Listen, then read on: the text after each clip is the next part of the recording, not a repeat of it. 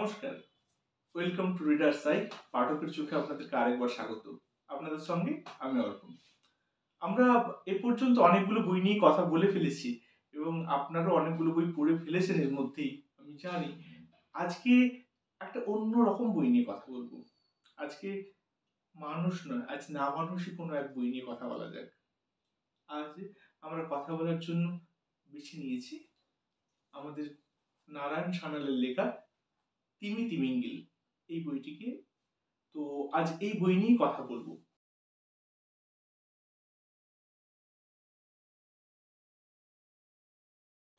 এই বইয়ের পাবলিকেশন এবং ডিটেলস সমস্ত কিছু আমরা ডেসক্রিপশন বক্সে জানিয়ে দেব, একটু কষ্ট করে দেখে নেবেন। তিমি তিমিঙ্গিল বই নিয়ে কথা বলার আগে প্রথমেই আমাদের একটু নামটার উপর খেয়াল করতে হবে।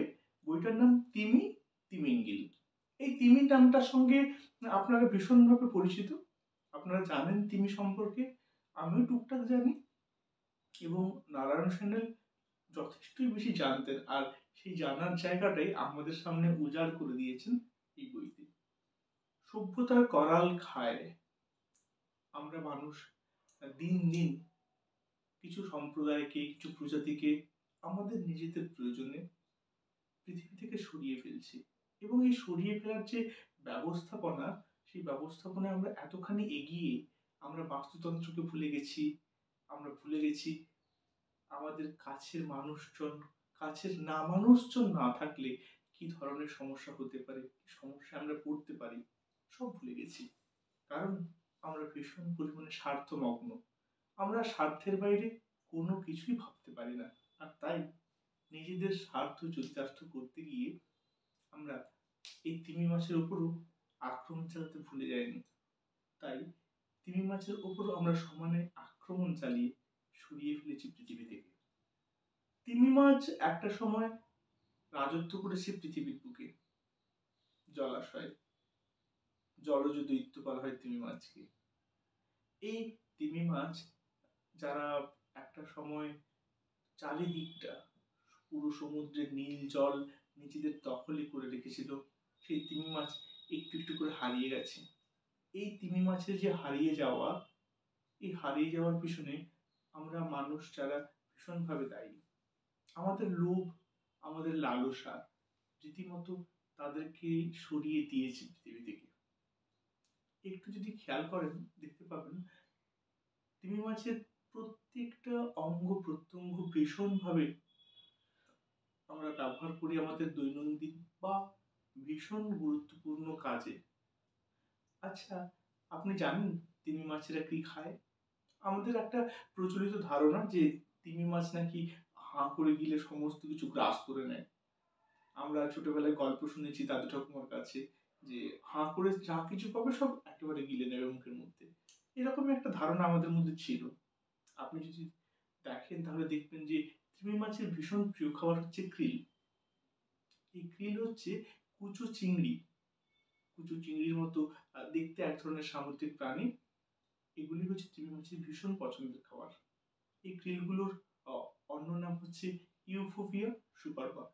তো এই krill তারা কি করে, একটা ভীষণ যে জায়গাটায় krill প্রচুর রয়েছে সেই জায়গার সমস্ত জলটাকে মুখের মধ্যে ঢুকিয়ে নেয়।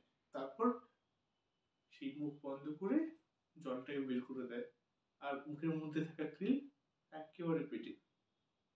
তাহলে আমাকে আপনাকে বা অন্য যে শুনেছি একটা সময় অনেক কিছুই খেয়ে ফেলে, এটা একেবারে ভুল। তো তিমি মাছ এভাবেই টিকে ছিল, টিকে যাচ্ছিল, কিন্তু তাদের লড়াইয়ের জায়গাটা ভীষণভাবে ছোট হয়ে গেল।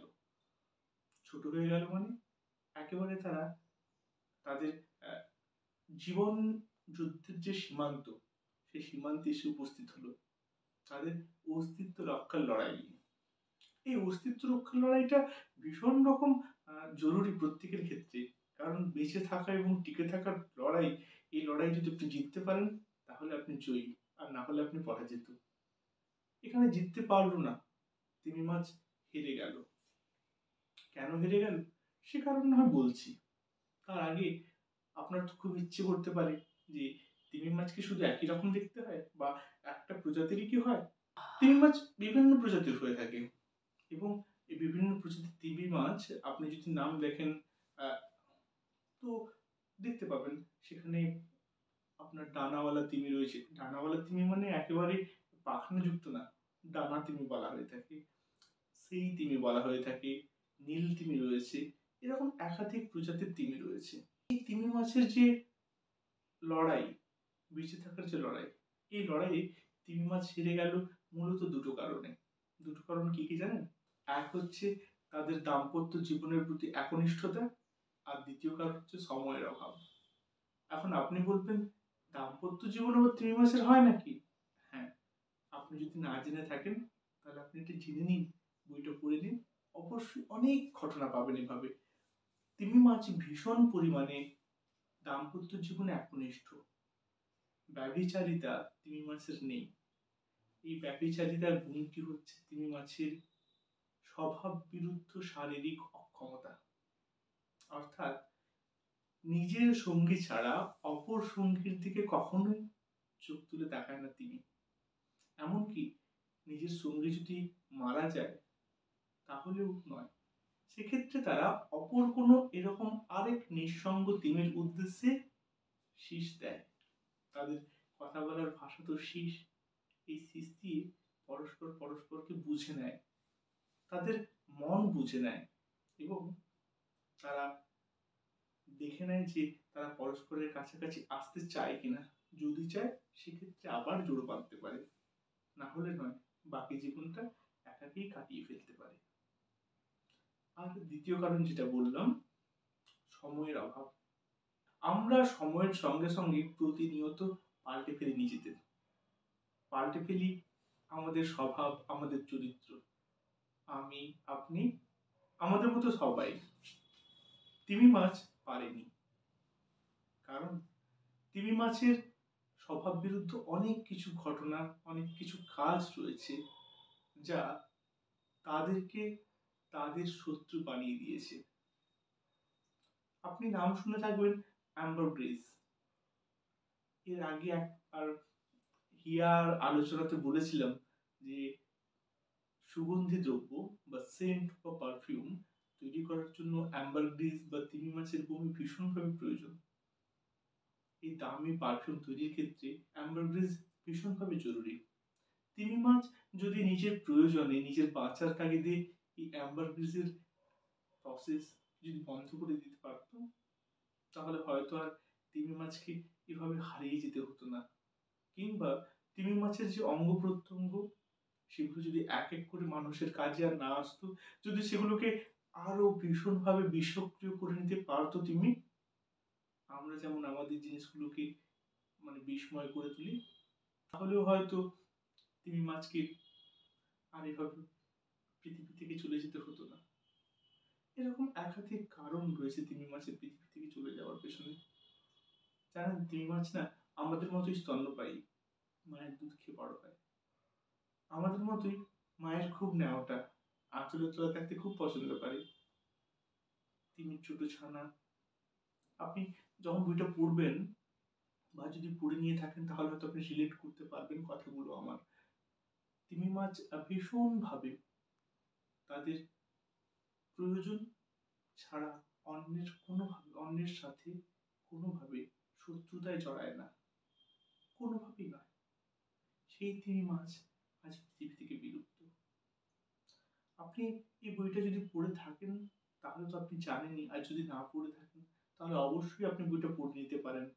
আর যেহেতু সামনে বইমেলা আসছে, আপনি একবার স্টলে ঢুঁ মারতে পারেন এই বইটার সন্ধানে। আপনি আমাদের এই চ্যানেলে প্রথমবার এসে থাকেন তাহলে অবশ্যই চ্যানেলটাকে সাবস্ক্রাইব করবেন, ভিডিও লাইক করবেন, আর একটা কমেন্ট রেখে যাবেন আমাদের জন্য, যাতে আমরা আপনাকে খুঁজে নিতে পারি। আর আপনার বইপ্রেমী বন্ধুদের অবশ্যই শেয়ার করবেন। একটা ভালো বইয়ের ঋণ একটা বন্ধুর কাছে থাক না, তাই না? সম্প্রতি প্রকাশিত লিভিয়াথান একটা মন গড়া কাহিনী উপন্যাস, যে সময় লিখছেন নারায়ণ সান্যাল, সেই সময়টি একটি ইংরেজি উপন্যাস এটি।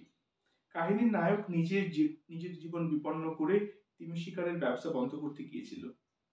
ডিনামাইট দিয়ে প্রথমে সে একটি জাপানি বন্দরে তিমি শিকারী জাহাজগুলোকে উড়িয়ে দেয় এবং পরে দক্ষিণ মেরু অঞ্চলে রাশিয়ান তিমি ফ্যাক্টরি ধ্বংস করে। এই দুঃসাহসিক অভিযানের নায়ক প্রাণ দেয়, কিন্তু কাহিনীর উপসংহারে আমরা দেখি একটা নীল তিমিকে যে চলেছে তার সঙ্গিনীর সন্ধানে, প্রজাতিকে বাঁচিয়ে রাখার তাগিদে। পরে অবসর পেলে অবশ্যই আপনাদের সঙ্গে আরো একবার আলোচনা করব হারমান মেলভিলের লেখা মবি ডিক উপন্যাস নিয়ে, একটা নীল তিমির কাহিনী। ধন্যবাদ।